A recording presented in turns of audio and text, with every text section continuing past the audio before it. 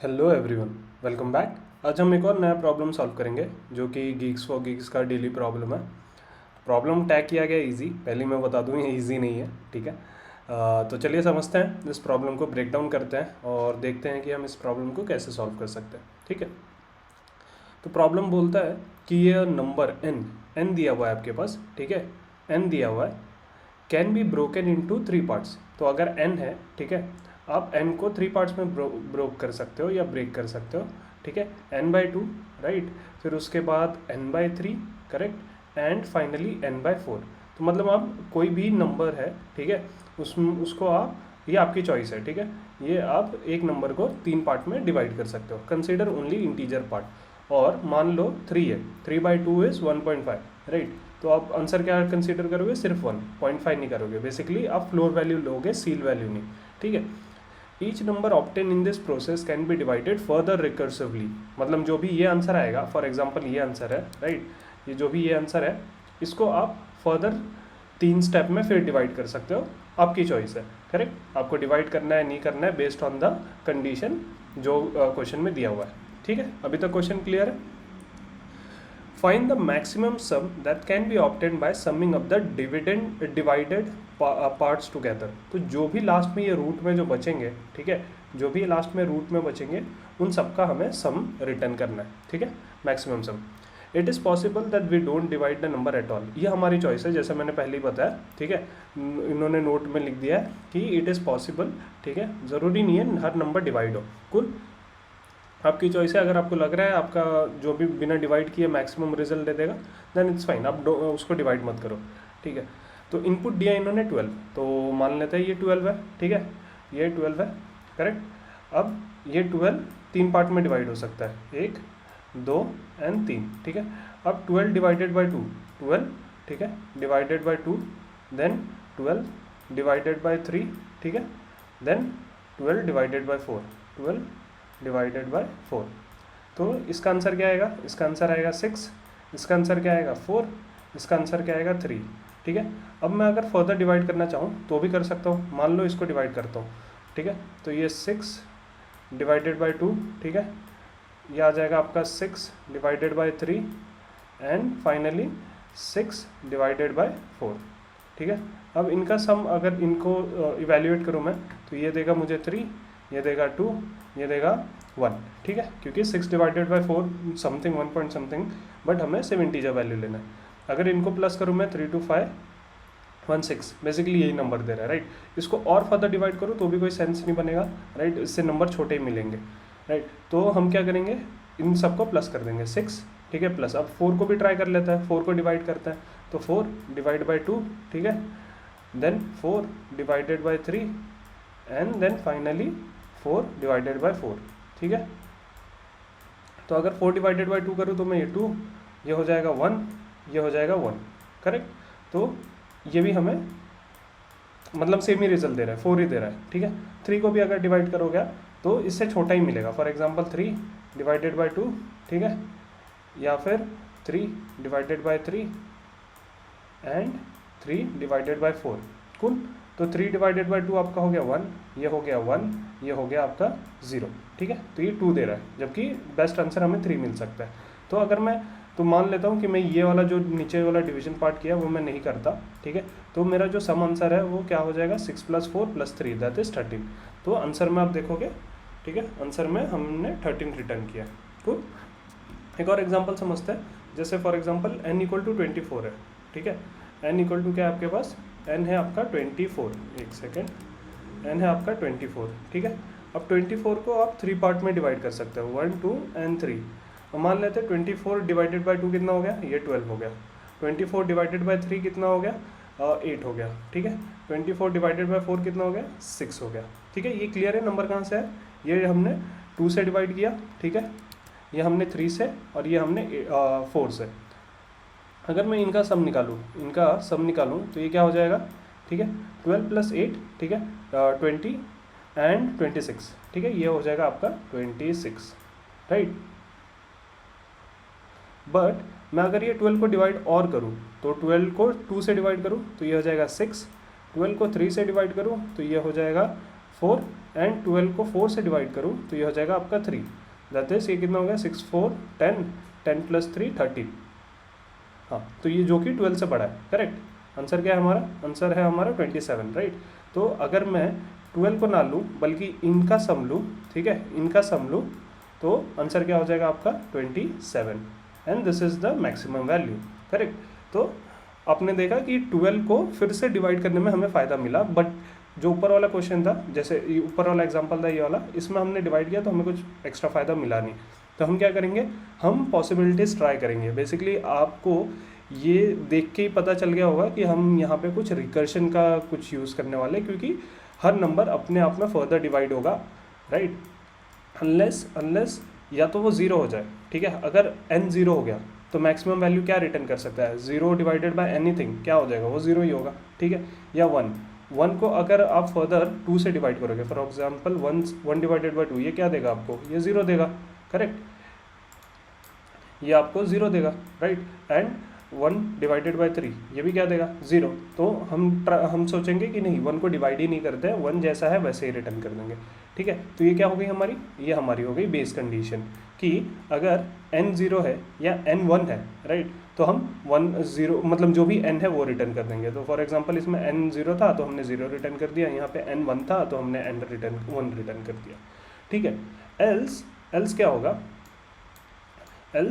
Else हम try करेंगे कि हम हर नंबर को फर्दर डिवाइड करें। तो लेट्स से बेस कंडीशन लिख लेते हैं हम कि इफ़, ठीक है, इफ़ n इक्वल टू 0, ठीक है, या फिर n इक्वल टू 1, यही है हमारा बेस केस।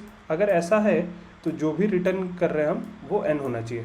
आर ई मान लेते हैं, आर ई हमारा क्या हो जाएगा? n, ठीक है, आर ई हो जाएगा हमारा n। अदरवाइज हम क्या करेंगे, हम सेम रिकर्शन कॉल करेंगे, बेसिकली सेम फंक्शन को फिर से ट्राई करेंगे कॉल करने का, और जिसमें रिटर्न क्या करेंगे, ठीक है, मैक्स ऑफ, ठीक है, मैक्स ऑफ। और इसमें हमारे पास चॉइस है, जैसा हमने पहले ही बताया था आपको कि हमारे पास चॉइस है कि नंबर को हम डिवाइड करें ना करें। तो मान लेते हैं हम चूज़ करते हैं n को डिवाइड ना करने का, या फिर चूज़ करते हैं n को डिवाइड करने का, ठीक है। तो n/2, ठीक है, ये कॉल होगा आपका, मान लीजिए f है, f of n/2, then f of n/3, ठीक है, एंड देन फाइनली आपका हो जाएगा प्लस f ऑफ n/4, ठीक है।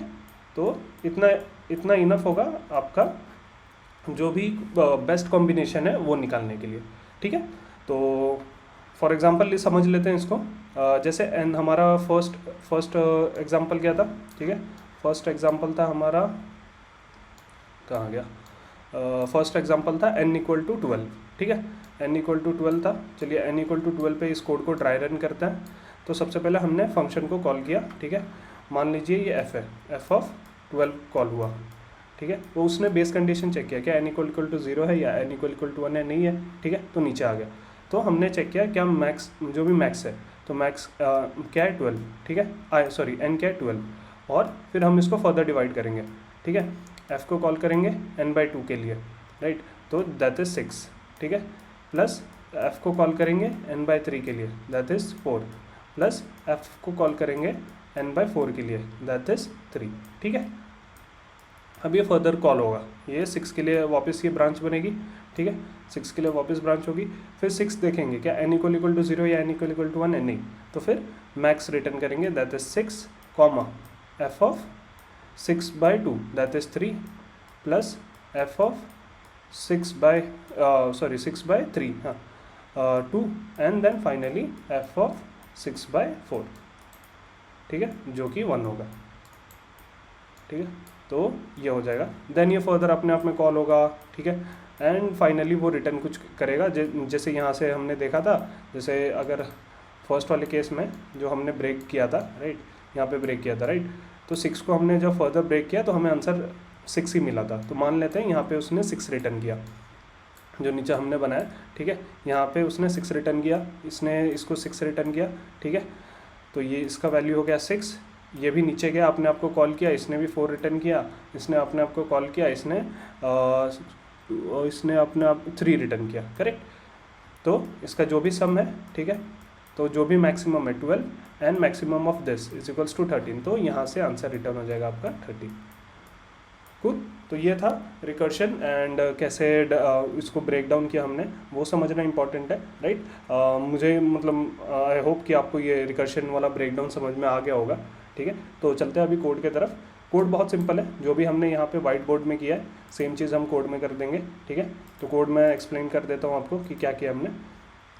तो हमने एक सॉल्व फंक्शन बना दिया, ठीक है, उसमें बेस कंडीशन डाल दिया। ये बेस कंडीशन क्या है कि अगर n इक्वल टू 0 या n इक्वल टू 1 है तो there is no point to break it down, तो हम यहाँ पे सिंपली n रिटर्न कर देते हैं। अदरवाइज हम क्या करते हैं, मैक्स ऑफ जो भी n है, ठीक है, हम मतलब डिसाइड करेंगे कि इसको ब्रेक करना है। एक ऑप्शन है इसको ब्रेक नहीं करना है, अगर ब्रेक नहीं करना है तो n, अगर ब्रेक करना है तो जो हमें क्वेश्चन में दिया है कि n/2 से ब्रेक कर सकते हो आप, n/3 से कर सकते हो, n/4 से कर सकते हो, एंड फाइनली उसका सम रिटर्न करना है आपको, ठीक है। तो इसको रन करते हैं। तो कंपाइल कर दिया हमने, कोई इशू नहीं आना चाहिए, ठीक है, एंड सबमिट करते हैं, ठीक है। तो ये हो गया आपका ये रिकर्शन, करेक्ट। अब मान लीजिए आपको ऑप्टिमाइज़ करना है इस कोड को, तो आप same cheese with the help of DP भी कर सकते हो। तो डीपी वाला कोड समझ लेते हैं, ठीक है। तो डीपी वाला जब भी आप कोड लिखोगे सबसे पहले आप ट्राई करो कि रिकर्शन ट्री बनाओ, ठीक है, रिकर्शन कोड लिखो, एंड आफ्टर दैट आपको डीपी का कोड लिखना बहुत ईजी होगा। फॉर एग्जाम्पल मान लेते हैं, तो हमें पता है कि अगर एक बेस केस है, for example n equal to 2 है, ठीक है, तो आप क्या क्या करोगे, n को डिवाइड करोगे फर्दर या रिटर्न कर दोगे n, राइट। तो मोस्टली उसको रिटर्न करना ज़्यादा सेंस बनता है, क्योंकि n को अगर फर्दर आप डिवाइड करोगे, ठीक है, n को फर्दर आप डिवाइड करोगे तो कोई सेंस नहीं बनेगा, मतलब आउटपुट इतना अच्छा नहीं आएगा, 2 से तो कम ही आएगा, ठीक है। तो हम रिटर्न कर देंगे n जो भी है, ठीक है।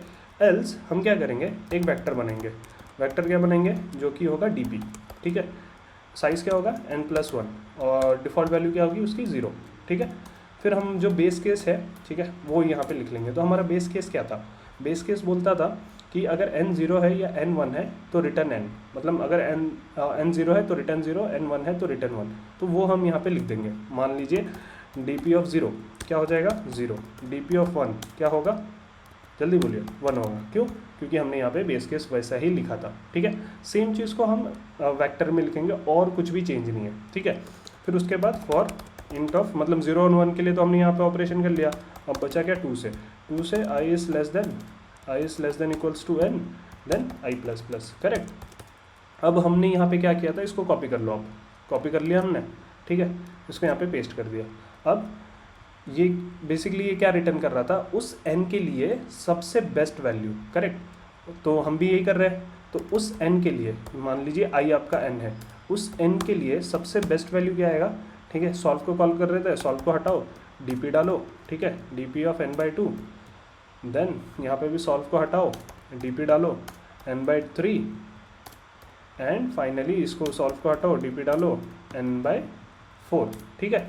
और n के बदले क्या है आपका, n क्या है अभी पर्टिकुलर i है ना, तो यहाँ पे i रिटर्न कर दो। एंड फाइनली आपने जब रिकर्शन कॉल किया था तो किससे कॉल किया था, n से किया था, राइट। तो जो आपका आंसर होगा वो भी आपका dp ऑफ n में होगा, ठीक है। अब इसको कंपाइल करके देखते हैं, ठीक है। तो कोई एरर नहीं आना चाहिए, एंड ओके कुछ तो गलत हो गया, ठीक है, देखते हैं क्या गलत है। तो max of dp, sorry n लिख दिया हमने यहाँ पे, i पर्टिकुलर i के लिए आप कैलकुलेट कर रहे हो, राइट। तो माय मिस्टेक, ठीक है। चलिए वापस करते हैं सॉल्व, कंपाइल एंड रन किया हमने, कुछ इशू नहीं आया, सबमिट करते हैं, ठीक है। तो ये था आज का सोल्यूशन, राइट। और आज का प्रॉब्लम मतलब इजी टैग किया इन्होंने, उतना इजी नहीं है एट अ फर्स्ट ग्लांस, ठीक है। आप जब थोड़ा उसको डीप डाइव करोगे, उसको ब्रेक करोगे तो आपको लगेगा हाँ काफ़ी इजी है ये, अदरवाइज़ थोड़ा हार्ड है ये, मतलब मीडियम बोल सकते हो आप, but still it's a good problem. And I hope कि आपको सोल्यूशन और एक्सप्लेनेशन समझ में आया हो। अगर नहीं आया तो प्लीज़ हमें कमेंट सेक्शन में बताइएगा। आपके कमेंट्स एंड फीडबैक्स बहुत इंपॉर्टेंट है हमें इम्प्रूव करने के लिए, ठीक है। तो चलिए इसी के साथ मिलते हैं आपसे नेक्स्ट वीडियो में, and keep solving at least 1 problem in a day. Okay, see you tomorrow, thank you.